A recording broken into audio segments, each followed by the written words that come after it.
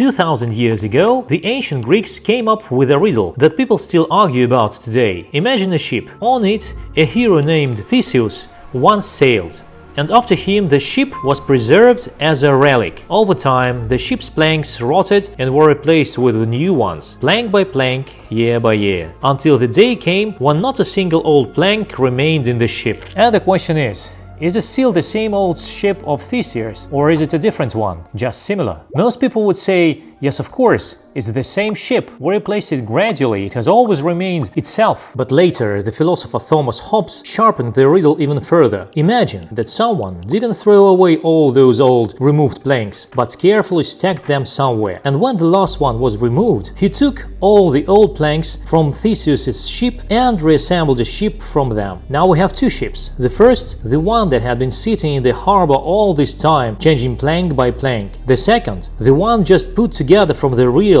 original planks of Theseus. Which one is the real one? The one with the original material or the one with the continuous history? I didn't start with this in such detail for no reason, because with human beings it gets even more uncomfortable, and by the end of this video you all will see why. Right now, while you are watching this, your body is quietly breaking itself down and rebuilding itself. The cells that line your intestines live only a few days. The top layer of your skin gets completely replaced in a couple of weeks. Red blood cells serve you for about 4 months, and then they get recycled. Even your skeleton, which seems like something permanent, gets slowly rebuilt entirely about every 10 years. By various estimates, over 7 to 10 years, the vast majority of all those atoms that make you up will be swapped out for new ones. The person who hit play on this video a minute ago and the one who will watch it to the end will be no longer made of quite the same stuff. And here is a question that people have been wrestling with for thousands of years. If your body is constantly replacing the matter it's made of, then what exactly stays the same? What makes you today the same person who brushed their teeth this morning? The same person who was scared of the dark as a kid, who sat at a desk in first grade, and so on. Where exactly is this you located if every part of your body changes over time? You've probably heard the saying that the person renews themselves every 7 years, that not a single cell from the old body remains. Well, that's not true. And it's not true in the most interesting way possible. In 2005, Swedish biologist Jonas Friesen came up with a remarkable way to determine the true age of cells in the human body. During the Cold War, countries were detonating nuclear bombs right in the atmosphere, and because of those tests, the level of a special radioactive carbon, carbon-14, spiked sharply across the planet for several years. Later, atmospheric tests were banned, and its level began to slowly drop. That created a kind of timestamp imprinted in the air, in plants, in food, and in the cells that were born during those years. By measuring how much of this carbon was trapped in a cell's DNA, Friesen was able to figure out roughly what year the cell came into being. And here is what he found. Yes, most tissues do constantly renew themselves, but there are exceptions. The neurons in your cerebral cortex, the very cells that think, remember, and make up your personality, are practically never replaced. They are as old as you are. Most of the neurons you had as a child are still with you today, and they will stay with you until the end. The lens of your eyes, which you are using right now to look at the screen, formed before you were born and has never changed a single time in your entire life. The enamel on your teeth is also as old as your childhood. Do you feel the irony? The most important part of you, the part that stores who you are, is also the part that almost never renews itself. The ship replaces planks everywhere except that one small spot where its name is carved. But here is the next puzzle. Okay, neurons stay, but a neuron is just a cell. It doesn't store memories the way a flash drive would store a photo. So, where physically do memories live? Where in the physical space are your first kiss, your mother's face, and that melody you can get out of your head? The answer came from a rather unexpected creature, the sea slug. In the 60s and 70s, neuroscientist Eric Kandel took a pleasure, a large sea snail that has only about 20,000 neurons, but they are very large and easy to study. He showed that when a snail learns something, what changes in its nervous system isn't the number of neurons, but the strength of the connections between them. Connections that get used often become stronger and faster. For that discovery, Kandel won the Nobel Prize in 2000, and he showed something else too. For a memory to become truly long-term, the brain can't just strengthen connection for a moment. It has to activate specific genes and physically build new proteins right there in those synapses. And that takes time. This is partly why good sleep is so important. It's at night that the fresh, still fragile traces of the day's events mature and get written into long-term storage. When someone tells you to sleep on it, behind that saying is real, concrete biology. These connections between neurons are called synapses, and by various estimates, you have about 100 trillion of them in your head, or even more. To get a sense of scale, here is an example. If you started counting them one by one per second, without food, without sleep, without any single break, you wouldn't get even close in 3 million years. And this unimaginable web of connections is packed into a lump about the size of your two fists.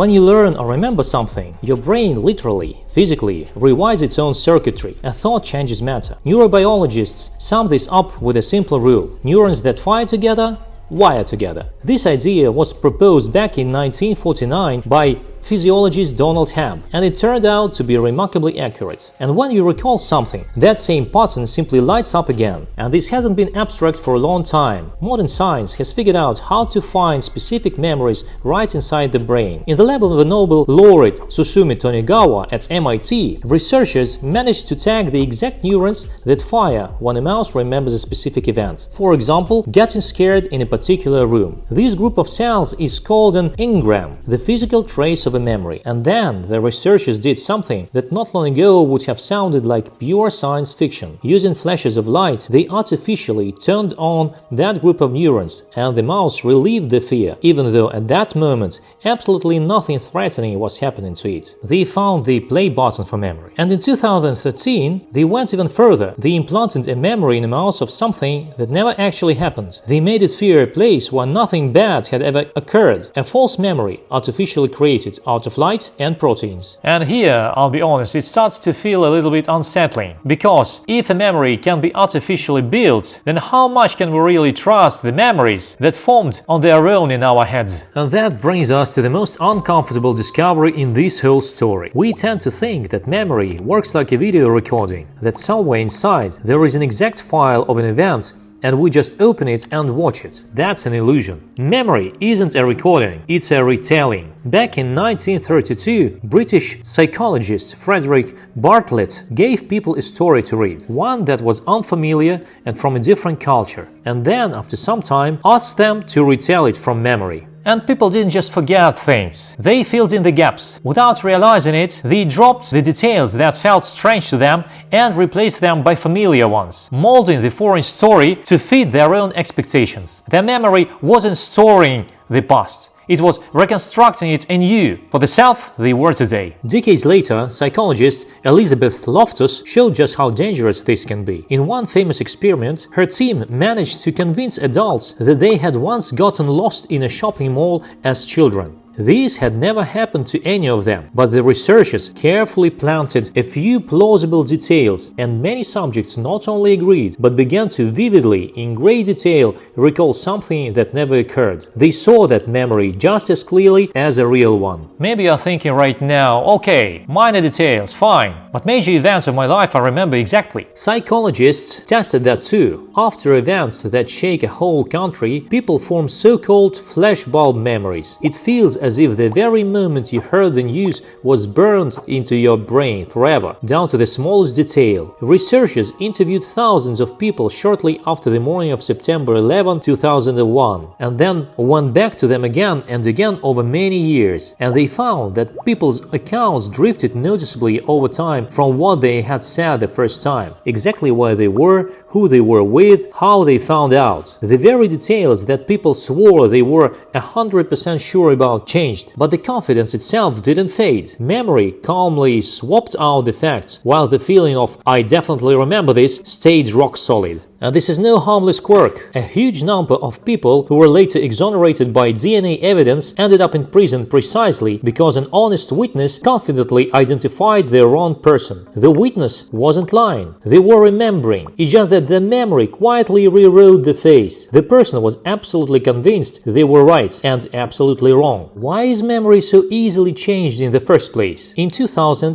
neuroscientist Karim Nader showed something important. When you recall an event, your brain doesn't just play back a finished recording. At that moment, the memory becomes active again, and the brain has to restabilize it. This process is called reconsolidation. The problem is that while that memory is being restabilized, new details slip in. Your current emotions, other people's words, new interpretations, how you now understand the situation, and then the brain saves not the old version, but an updated one. Think about what that means. Every time you recall something meaningful to you, you are gradually rewriting it over the original, which means your favorite, most frequently revisited memories, the ones you hold dearest, are actually the ones that have been distorted the most. You are not remembering your wedding day itself. You are remembering the last time you remembered it, and the time before that. It's a copy of a copy of a copy, and the original is long gone. The most precious things in your memory are almost always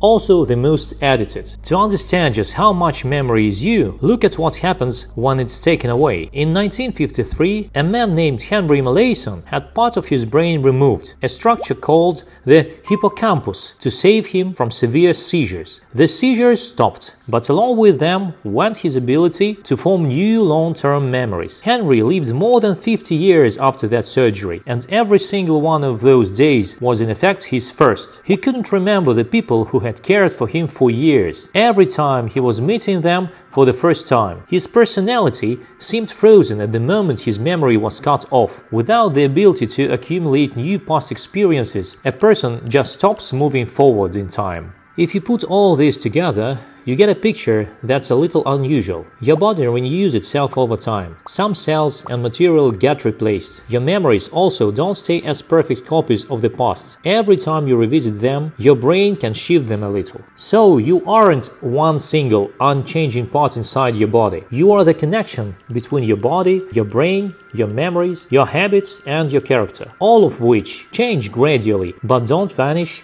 all at once. The person you were as a child, the person you were 10 years ago, and you now, you are not completely the same person, but you're also not completely different people. There is still connection, it's just not an absolute one. Maybe all our lives we've been trying to find something permanent inside ourselves, and there was nothing to find. The unchanging I never existed, and it doesn't make your life any less real. Quite the opposite. It means that every choice you make actually changes who you will be tomorrow.